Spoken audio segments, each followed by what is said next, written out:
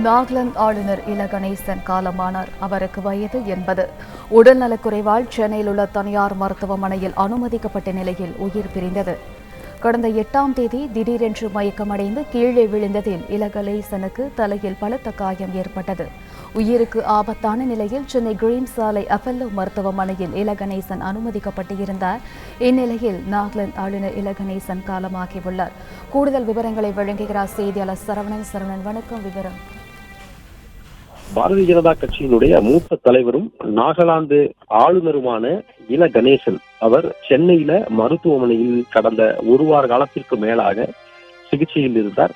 சில தினங்களாக அவர் தீவிர சிகிச்சை பிரிவில அதாவது கவலைக்கிடமான நிலையில் இருக்கிறார் என்று அவருடைய கட்சியினர் தரப்புல கூறி வந்தார்கள். தொடர்ந்து தீவிர சிகிச்சையில் இருந்த இல கணேசன் இன்று உயிரிழந்திருக்கிறார் என்ற தகவல் வெளியாகி இருக்கிறது. இன்னும் சற்று நேரத்துல அப்பல்லோ மருத்துவமனையிலிருந்து இது குறித்த ஒரு அதிகாரப்பூர்வமான ஒரு அறிக்கை, அவருக்கு என்ன பிரச்சனை இருந்தது, அவருக்கு மேற்கொள்ளப்பட்ட சிகிச்சை என்ன, சிகிச்சை பலனின்றி அவர் உயிரிழப்பதற்கான காரணம் என்ன என்பது குறித்த ஒரு விரிவான அறிக்கை வெளியாகலாம் என்று மருத்துவமனை தரப்புல தெரிவித்திருக்கிறார்கள். பிப்ரவரி மாதம் 2023 பிப்ரவரி மாதத்திலிருந்து ஒரு நாகாலாந்தினுடைய ஆளுநராக இல கணேசன் பொறுப்பு வகித்து வந்தார்.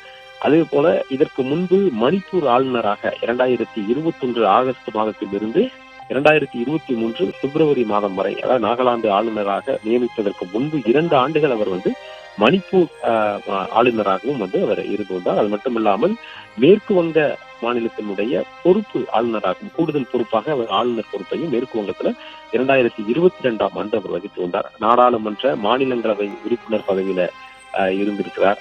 பாரதிய ஜனதா கட்சியில பல்வேறு பொறுப்புகளை அவர் கட்சி ரீதியாக வகித்து கொண்டிருக்கிறார்.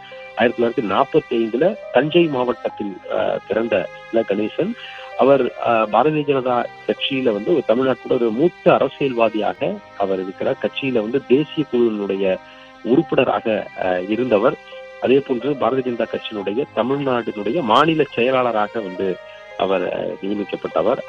அதே போன்று ராஷ்டிரிய சுய சேவக் சங்கத்தினுடைய ஒரு பிரச்சாகராக இருந்தார்.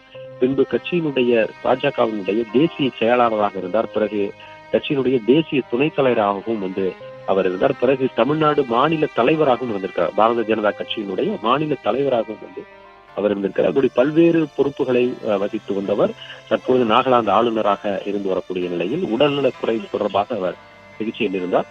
இந்த நிலையில் தான் அவர் சென்னையில் இருக்கக்கூடிய மருத்துவமனையில ஒரு சிகிச்சை பலனின்றி உயிரிழந்திருக்கிறார் என்ற தகவல் வெளியாகி இருக்கிறது.